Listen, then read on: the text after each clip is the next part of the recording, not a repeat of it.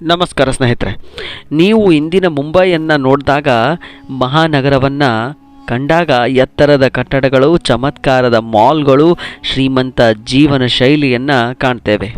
ಆದರೆ ಈ ಹೊಳೆಯುವ ಶಹರಿನ ನಡುರೋಗದಲ್ಲಿಯೇ ಇದ್ದಂತಹ ಒಂದು ದೊಡ್ಡ ಪ್ರಪಂಚ ಧಾರಾವಿ. ತಾಣ ತ್ರಾಸದ ಪ್ರಪಂಚ ಅಂತ ಕೂಡ ಕರೀತಾರೆ. ಇದು ಕೇವಲ ಕೊಳಚೆ ಪ್ರದೇಶವಲ್ಲ, ಇದು ಕನಸುಗಳ ಹೂವಿನ ತೋಟ, ಆತ್ಮವಿಶ್ವಾಸದ ತಾಣ, ಶ್ರಮದಿಂದ ಬದುಕನ್ನು ಕಟ್ಟಿಕೊಳ್ಳುವ ಜನರ ತಾಣವಾಗಿದೆ.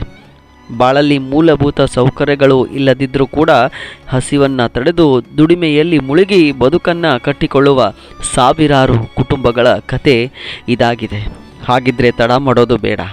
ಈ ಒಂದು ವಿಡಿಯೋದಲ್ಲಿ ಮುಂಬೈನ ಜನಪ್ರಿಯ ತಾಣ ಧಾರಾವಿಯ ಬಗ್ಗೆ ನಾನು ನಿಮಗೆ ಈ ಒಂದು ವಿಡಿಯೋದಲ್ಲಿ ಮಾಹಿತಿಯನ್ನು ನೀಡ್ತೇನೆ. ನನ್ನ ಚಾನಲ್ ಇಷ್ಟ ಆದಲ್ಲಿ ಶೇರ್ ಮಾಡಿ, ಲೈಕ್ ಮಾಡಿ ಹಾಗೂ ಸಬ್ಸ್ಕ್ರೈಬನ್ನು ಮಾಡಿ. ಮುಂಬೈ ಕನಸುಗಳ ನಗರ, ಆದರೆ ಕನಸುಗಳ ಹತ್ತಿರವೇ ಇದ್ದಂತಹ ಹೋರಾಟದ ಲೋಕ ಧಾರಾವಿ. ಇಲ್ಲಿ 10 ಅಡಿ ಜಾಗದೊಳಗೆ 7 ಜನ ಬದುಕ್ತಾರೆ.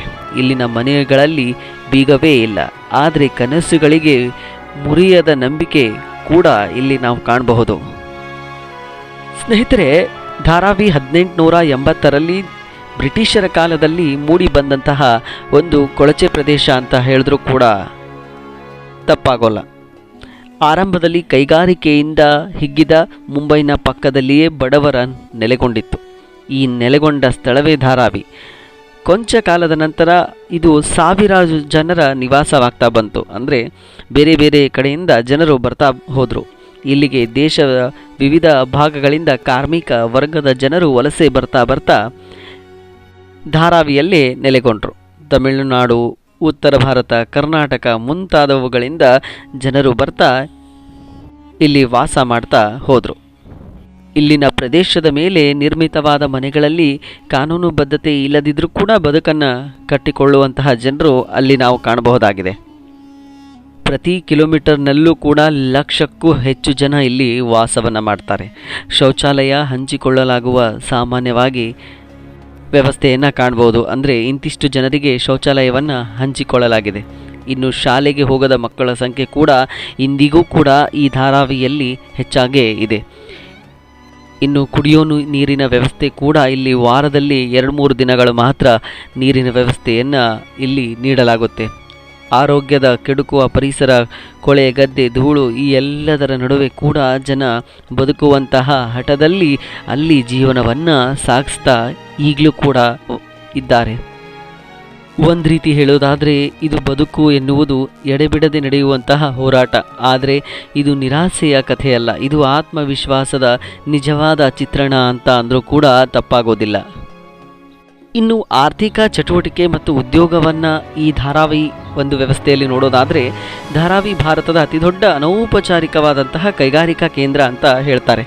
ಇಲ್ಲಿ ಚರ್ಮದ ಬ್ಯಾಗ್ಗಳು ಹಾಗೂ ಪರ್ಸ್ ಮತ್ತು ಪ್ಲಾಸ್ಟಿಕ್ ಈ ಎಲ್ಲಗಳು ಅಲ್ಲಿ ಉತ್ಪಾದನೆಯನ್ನು ಮಾಡ್ತಾರೆ. ಸುಮಾರು 5,000 ಕೋಟಿ ರೂಪಾಯಿ ವಹಿವಾಟು ಪ್ರತಿ ವರ್ಷ ಈ ಧಾರಾವಾಹಿಯಿಂದ ಬರುತ್ತೆ.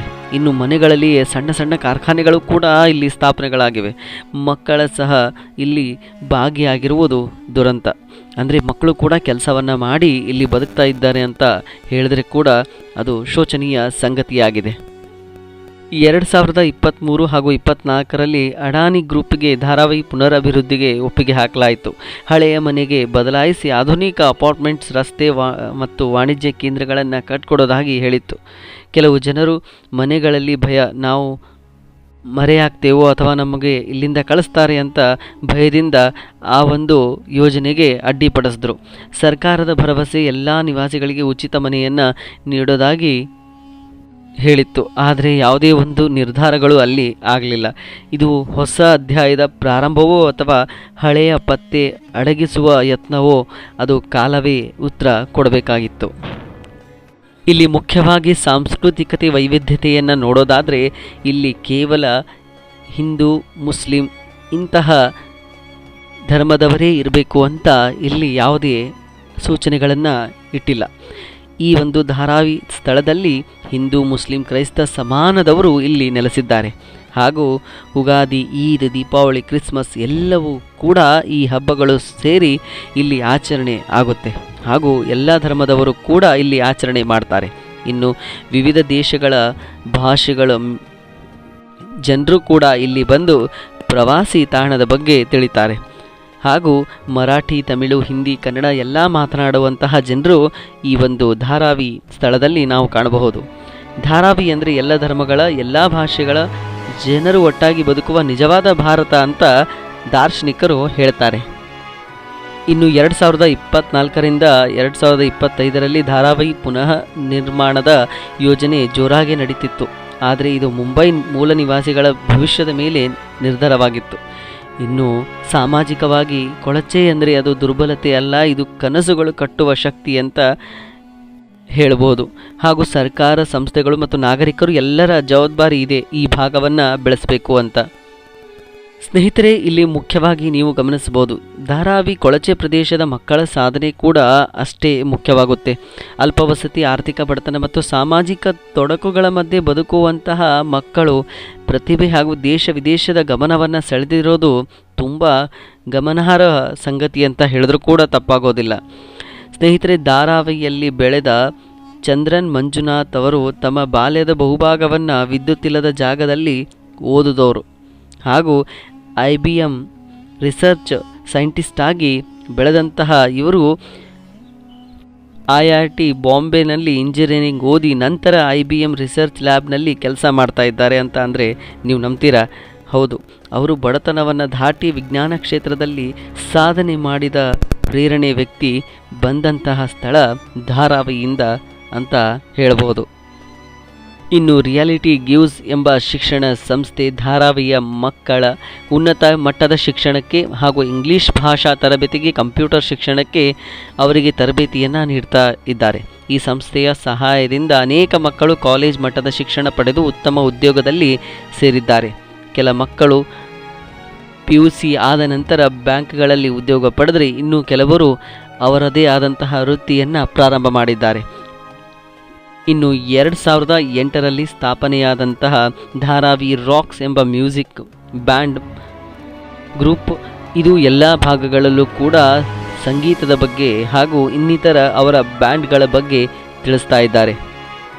ಇನ್ನು ಧಾರಾವಿಯಿಂದ ಹಲವು ಹುಡುಗರು ಶಾಲಾ ಮಟ್ಟದ ಕ್ರಿಕೆಟ್ ಪಂದ್ಯಗಳಲ್ಲಿ ಭಾಗಿಯಾಗಿದ್ದಾರೆ.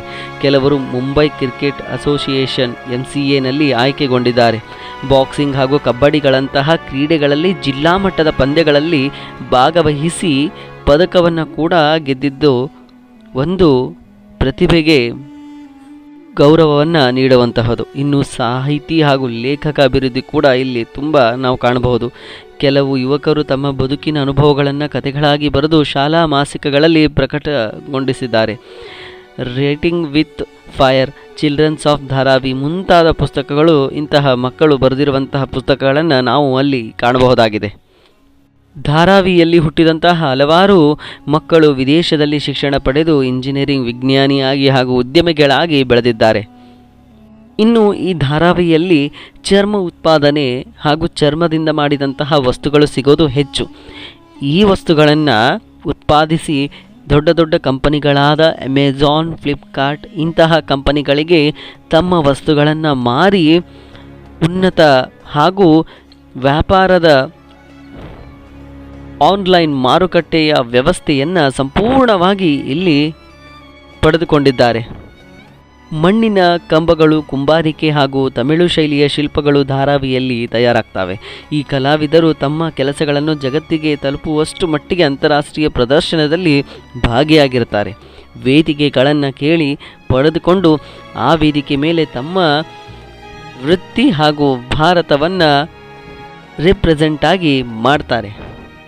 ಇಲ್ಲಿ ಕೇವಲ ಅಡುಗೆ ಅಂತ ನಾವು ನೋಡೋದಾದರೆ ತಮಿಳು, ಮರಾಠಿ, ಉತ್ತರ ಭಾರತೀಯ ಮಾದರಿಯ ಎಲ್ಲ ಅಡುಗೆ ಕೇಂದ್ರಗಳು ಈ ಧಾರಾವಿಯಲ್ಲಿ ಕಾಣಬಹುದಾಗಿದೆ.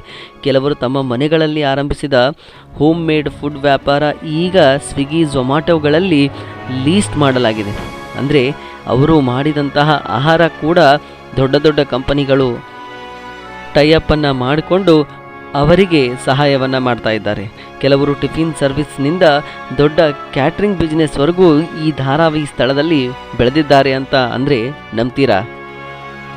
ಧಾರಾವಿಯಿಂದ ಹಲವು ಯುವಕರು ಸಾಮಾಜಿಕ ಕಾರ್ಯಕರ್ತರಾಗಿದ್ದಾರೆ. ಸ್ಥಳೀಯ ಸಮಸ್ಯೆಗಳ ಬಗ್ಗೆ ಮಾತನಾಡ್ತಾರೆ ಹಾಗೂ ಶೌಚಾಲಯ ಸಮಸ್ಯೆ, ನೀರಿನ ಪೂರೈಕೆ, ಮಹಿಳಾ ಶಿಕ್ಷಣ ಮುಂತಾದವುಗಳ ಬಗ್ಗೆ ಧಾರಾವಿನಿಂದಲೇ ನಾಯಕತ್ವವನ್ನು ಹೊರಹೊಮ್ಮಿಸುವಂತಹ ನಾಯಕರು ಕೂಡ ಇಲ್ಲಿಂದ ಬರ್ತಾರೆ.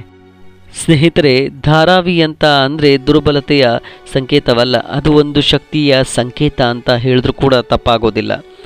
ಇದು ಬಡತನದ ನಡುವೆಯೂ ಜೀವನ ಹೇಗೆ ಸಾಗಬಹುದು ಎಂಬ ಸ್ಪಷ್ಟ ಚಿತ್ರವನ್ನು ಇಲ್ಲಿನ ಜನ ತಿಳಿಸ್ತಾರೆ ಹಾಗೂ ಪ್ರತಿಯೊಬ್ಬರೂ ತಮ್ಮದೇ ಪಥದಲ್ಲಿ ಸಾಗುತ್ತಿರುವಂತಹ ಒಂದು ರೀತಿಯ ಸಾಹಸಿಗರು ಅಂತ ಹೇಳಿದ್ರೂ ಕೂಡ ತಪ್ಪಾಗೋದಿಲ್ಲ. ಒಂದು ಸಮಾಜದ ಶಕ್ತಿಯ ಅದರ ನಡು ಹೃದಯದಲ್ಲಿ ಇಲ್ಲಿ ಇರುವಂತಹ ಅಸಲಿ ಜನರಲ್ಲಿ ಅಸಲಿ ಬದುಕನ್ನು ನಾವು ಕಾಣಬಹುದಾಗಿದೆ. ಧಾರಾವಿ ಅದಕ್ಕೆ ಅತ್ಯುತ್ತಮ ಉದಾಹರಣೆ ಕೂಡ ಹೌದು. ಕೊಳಚೆ ಪ್ರದೇಶ ಅಂತ ಅಂದರೆ ಕೇವಲ ಅಲ್ಲಿ ಹೊಲಸಿನಿಂದ ಅಥವಾ ಕೊಳಕಿಂದ ಕೂಡಿರೋದಿಲ್ಲ. ಅಲ್ಲಿ ನಿರ್ಮಲವಾದಂತಹ ಮನಸ್ಸುಗಳು ಹಾಗೂ ಪುಟಿದೇಳುವಂತಹ ಸಾಧಕರು ಅಲ್ಲಿ ನಾವು ಕಾಣಬಹುದು ಹಾಗೂ ಅಲ್ಲೇ ಹುಟ್ಟಿರ್ತಾರೆ. ಆದರೆ ಅವರನ್ನು ನಾವು ಸಮಾಜಕ್ಕೆ ಪರಿಚಯ ಮಾಡಿಸೋದು ಹಾಗೂ ಅವರು ಸಮಾಜಕ್ಕೆ ಪರಿಚಯವಾಗೋದು ಮುಖ್ಯವಾಗುತ್ತೆ. ಅದಕ್ಕೆ ಒಂದು ಉದಾಹರಣೆ ಹೇಳೋದಾದರೆ, ಕೆಸರಿನಲ್ಲಿ ಕಮಲ ಯಾವ ರೀತಿ ಬೆಳೆಯುತ್ತೋ ಹಾಗೆ ಧಾರಾವಿ ಎಂಬ ಕೊಳಚೆ ಪ್ರದೇಶದಲ್ಲಿ ಅತ್ಯುತ್ತಮವಾದಂತಹ ಸಾಧಕರು, ವಿಜ್ಞಾನಿಗಳು, ಉದ್ಯಮಿಗಳು, ನಾಯಕರು ಹಾಗೂ ಇನ್ನಿತರ ಎಲ್ಲ ಸಾಧನೆಯ ವರ್ಗಕ್ಕೆ ಸೇರಿದವರು ಬೆಳೆಯೋದು ಅಂತಹ ಸ್ಥಳದಲ್ಲಿ. ಮೂಲ ಬಡತನವನ್ನು ತಿಳಿದುಕೊಂಡು ಬಡತನವೇ ಅವರ ಸಾಧನೆಯ ಮೆಟ್ಟಿಲನ್ನು ಮಾಡಿಕೊಂಡು ಅಲ್ಲಿಂದ ಬೆಳೆದು ನಂತರ ಬದುಕಿನ ಇತಿಹಾಸ ಪುಟಗಳಲ್ಲಿ ಅವರತನವನ್ನು ಉಳಿಸ್ಕೊಳ್ತಾರೆ. ಇದು ಧಾರಾವಿಗೆ ಸಂಬಂಧಪಟ್ಟಂತಹ ವಿಡಿಯೋ ಆಗಿದೆ.